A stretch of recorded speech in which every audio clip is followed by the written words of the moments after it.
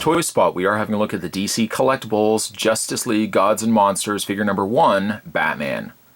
Batman features 10 different pieces, factoring in the fact, of course, you get the main figure, you get an alternate head, a couple of different hands, and the display stand. That adds up to your 10. Although the clear display stand neck and the display stand waist clip are probably also being added into that 10 pieces, so it's a little bit misleading. On the side of the package, it's sculpted by Phil Ramirez. And then on the back of the package, other figures available. There's Batman, Wonder Woman, and Superman. To check out more from the folks over at DC Comics, you can go to www.dccomics.com. You can also head over to www.comicsshoplocator.com, where you can find a comic book store in your local area. Spot's going to take a break and get this opened up, but when we come back, we're going to get a better look at the Justice League Gods and Monsters figure number 1, Batman. There's more heading away, guys. Don't go anywhere. Stay tuned.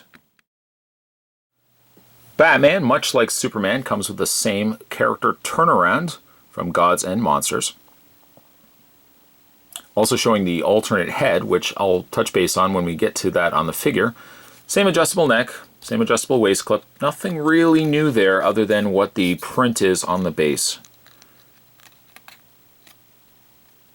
I'll just move that to the side.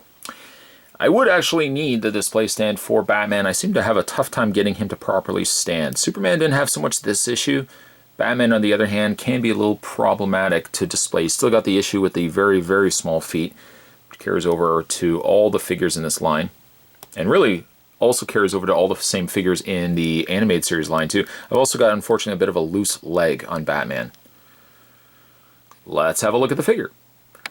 Figure completely is a change out from what we normally come to see with Batman.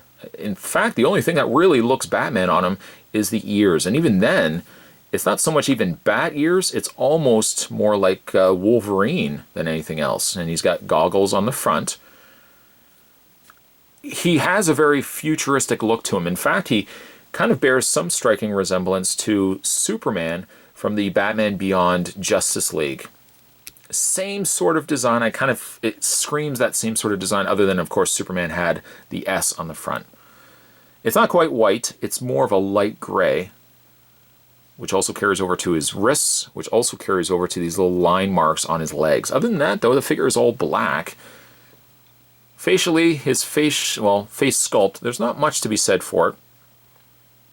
You can, if you so wish, though, swap it out to something that looks very much like a Nightwing kind of face.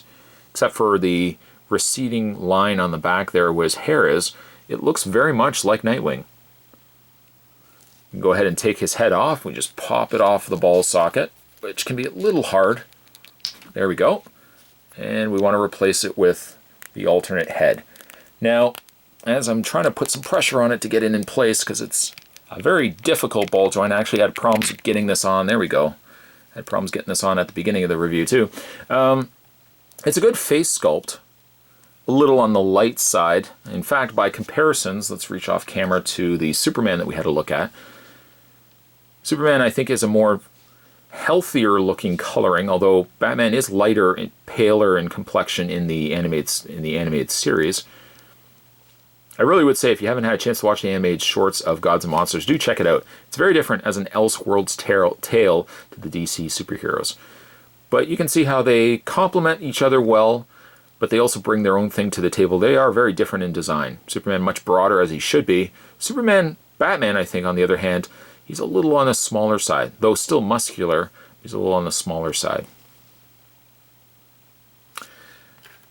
Of the two faces, though, generally, if I ever get an unmasked hero, I always default to the masked version, preferably more so. The ears also are softer rubber, but I would say just to be a little careful, especially putting this head back on, that you don't actually put a lot of pressure on the ears. Not prickly, but you don't also want to break the side fins off of his mask. Let's go ahead and pop. Oh!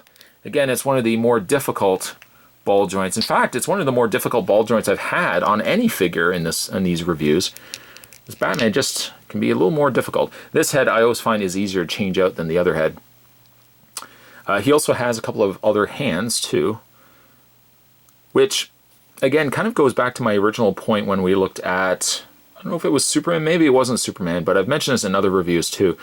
DC Collectibles, sometimes when they give you alternate hands, it tells you, like, you're looking at it and you know he's supposed to have come with something else. Like, this hand is clearly holding a grapple gun or a batarang.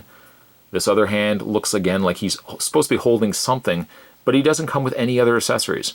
So I don't know if maybe at some point DC Collectibles had originally planned to release this guy with accessories and then maybe opted at the last minute not to include them. If they didn't include them, I'd be curious to know why. Articulation on Batman. He does have that ball joint in the head. Again, very difficult to change that head out, especially to the human face. The arms move out, not as much as Superman's. They still rotate all the way around. He's got a bend point at the elbow, which also rotates that forearm. Rotation in the hand, which also hinges as well. He has a waist swivel, a little on the stiffer side, unlike, unfortunately, the bit of a looser leg I have. Legs hinge out. He does have a bend in the knee, and he also has a bend in the foot, which this one foot's a little tighter, this one a little on the looser side. The foot also allows you to pivot it back and forth. Superman was a fairly easy figure to stand. Unfortunately, Batman's a little more problematic, but you at least have the adjustable display stand that comes with a figure, and I will, in this case, certainly make use of it. And there you go. Today's Toy Spot, we were continuing our looks at the DC Collectibles Justice League Gods and Monsters. We're looking today at figure number 1, Batman. Stay tuned, guys. Spot's going to have the look at Wonder Woman in the next review, and certainly stay tuned. He's going to have a lot more videos heading your way as well. As always, thanks for watching. I'll see you next time.